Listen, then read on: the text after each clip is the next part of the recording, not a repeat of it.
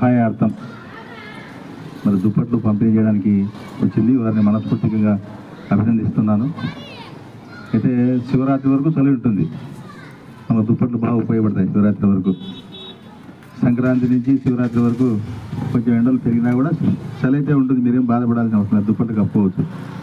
అయితే దుప్పట్ల కన్నా ముఖ్యంగా వారు ఏం చెప్తారంటే, మీకు ఎటువంటి రుణాలు కావాలంటే మా బ్యాంక్ దగ్గర రండి, మీకు అందిస్తూ ఉంటాం. అది చాలా గొప్ప విషయం, మీరు దాన్ని సద్వినియోగం చేసుకోవాలి. మరొక విషయం ఏంటంటే, వరుణ్ కుమార్ రెడ్డి గారు మీకు ఏదైనా వైద్య సహాయం కావాలంటే రండి అంటారు. నేనేం చెప్తానంటే, మీ పిల్లలు ఎవరైనా సరే చదువుకోవాలనుకుంటే ఎక్కడైనా కళాశాలలు కానీ, విద్యా సంస్థలు కానీ, సీట్లు కానీ, వాళ్ళకి ఏదైనా పుస్తకాలు కానీ, ఇతర ఏమైనా విషయాలు ఉంటే అటువంటి మమ్మల్ని సంప్రదించండి, మేము మీకు సేవ చేయడానికి సిద్ధంగా ఉంటాం. అంటే ఏదేమైనా కూడా ఇప్పుడు ఈరోజు చలపతిరావు నిజంగా మేము తయారు చేసిన ఒక ఆణిముత్యం.